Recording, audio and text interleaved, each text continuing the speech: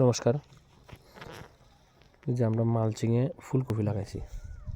আমি আপনাদের একটা জিনিস দেখাই, যারা ফুলকপি করতেন মালচিংয়ে লাগান, দেখেন চারাটা এরকম ছোট লাগবে।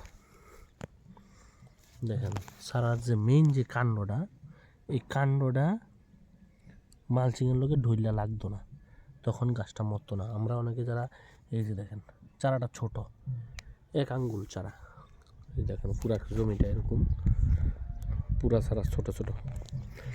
আমি জন্টু মালচিংয়ে অনেক পুরানো, আমি সারা ত্রিপুরাতেই মালচিং মানুষের শিখাই বা দেখাইছি প্রথম 2019 সাল থেকে। তো মালচিংয়ে যারা কফি করতেন চান না তাদের জন্য এই ভিডিওটা।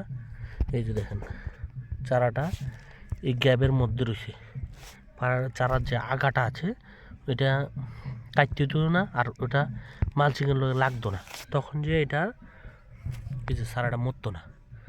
যারা মালচিং করেন এই যে দেখেন চারা ছোট, মালচিংয়ে আপনি যত ছোট চারা আপনি লাগাইতে পারেন। তো আমরা এই জামিনী ফার্টিলাইজার এবং জামিনী এন্টারপ্রাইজের পক্ষ থেকে সকলকে হার্দিক শুভেচ্ছা। যারা আমরা এই মালচিংয়ের সঙ্গে যুক্ত, আমি তাদের জন্য এই ভিডিও। যারা কফি করতে চান না, আমি নিজে লাগাইছি, আমি জন্টু দেখাইছি আসি মানুষে, এবং আমি প্রতিনিয়ত প্রত্যেকটা ভিডিও সবাই আপডেট করে দেখাবো লাস্ট পর্যন্ত। ঠিক আছে, নমস্কার।